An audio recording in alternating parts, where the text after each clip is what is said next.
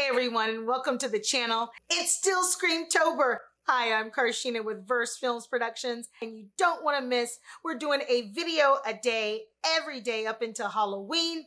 This week is horror video games and horror comics. Let's get started.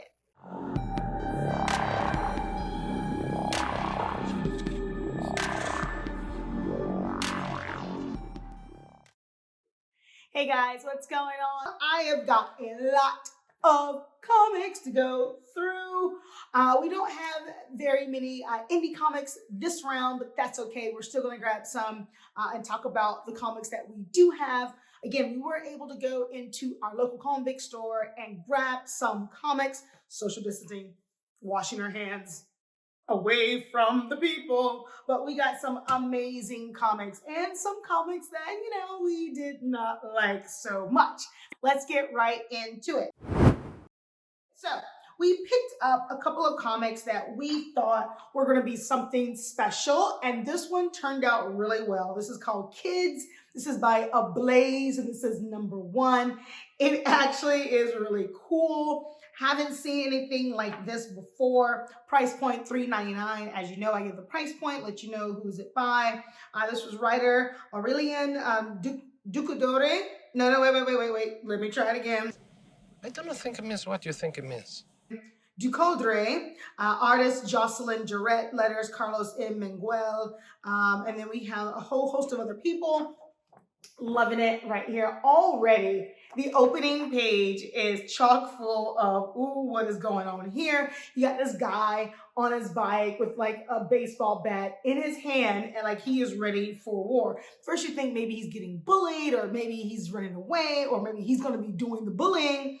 But we start turning the page and then next thing you know, dun, dun, dun, it's a zombie. It's a zombie. Zombie mama.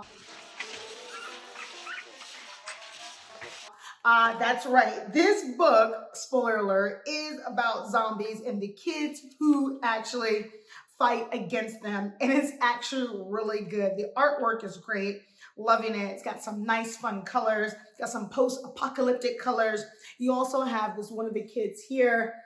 He's like Spielberg. That's like his nickname. And he's actually along with the crew and he's filming it.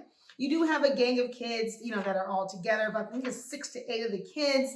And they all work together to battle these evil zombies in their town. Now, however, it doesn't tell you in issue number 1, because it knows the setup, about what happened to all the parents, what happened to all the adults, what happened to anyone older than the oldest kid that's in the storyline, but I'm pretty sure that we're going to find out about that pretty soon.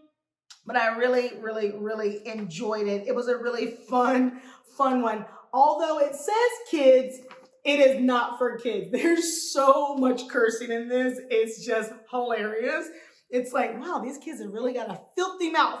But we loved it. We enjoyed it. So kids, go out and try and grab that. We got #2, so we can't wait to do a review on that to see how fair it goes. And you know what? It is wordy. It is wordy, but they're kids. They're speaking. I give them a pass. So kids, go out and check that. Next up is It Eats What It Feeds.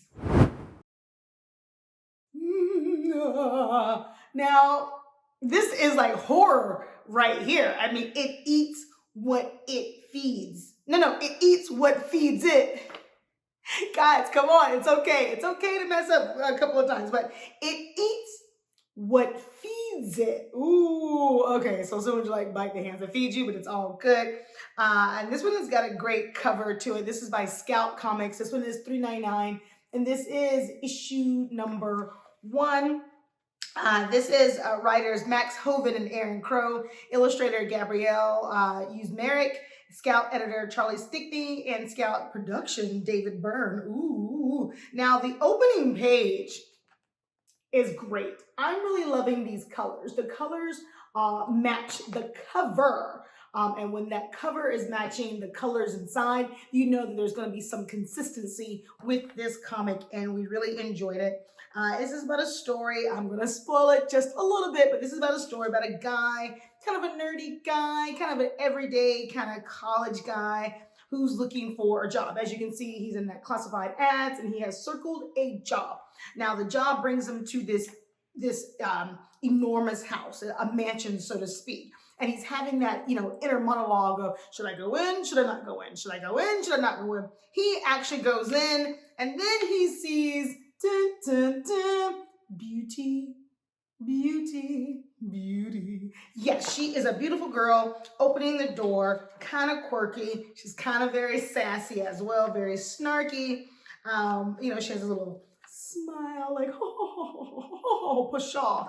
But, everything goes well until he starts to see stuff like this, which is like the kitchen. And she's always saying, I'm going to cook for you. Or I'm going to do things for you. But if you take the job, that's only when I will do things for you. So, of course, as everything goes on, he's being curious and, curiosity is getting the better of him. He gets to have a house that's right next door. Usually in a lot of rich people problems, they have like their house in the back, or they have like a guest home or something of that nature. And that's where he is going to be staying. And in that guest home, he starts seeing like some hands in the window. And he doesn't know what's going on. He asks, oh, are you by yourself? And she's like, no, I'm always by myself, And then she puts the boobs on him. She does it. She puts the boobs on him right there. She puts that hit right on him. So he's like, I don't care who is here. I'm going to be with you, boobs. But it was actually pretty good. It's turned out to be a really nice horror story, something very unexpected. And then you have this last page. Hello. Hubba, hubba, hubba. There's a brand new bubblegum in town. Name a Hubba Bubba. You've got that last page as well. And then it's the setup. So once again, another horror comment that brings you the setup. The next one, you have Jim Henson's The Storyteller Ghost. This is number 3 of 4. Finally, we've already been through number 1. Was great. Number 2, not so much. And number 3, they got back on track. So I'm really excited about this. And this is by Archaea, $3.99. Great.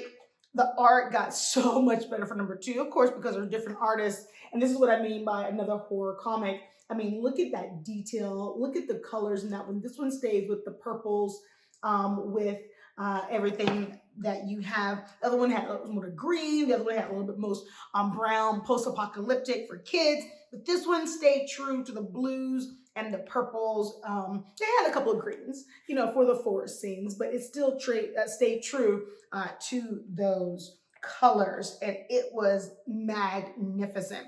Not as wordy. You can read it. It was very easy. You've got some good stuff. I am not going to spoil this one because I really want you guys to read this. It's like a folklore, and it was great. So we really enjoyed, finally, Jim Henson's The Storyteller, part 3 of 4, The Ghost. And this one for this story was story and art by Michael Walsh. So good job, Michael. Letters by Jim Campbell, and the cover was by Michael Walsh as well. And it really intrigued us, and the inside was a great story. So good job. Now moving on to some other comics that were kind of Sacred 6. I understand Vampirella kids. I understand what's going on. I didn't get it. Sorry, Dynamite. It has nothing to do with whatever you're doing. But this one, Vampirella, Draculina, Panther, Nyx, Chastity, Lilith, Good, Evil, Repeat.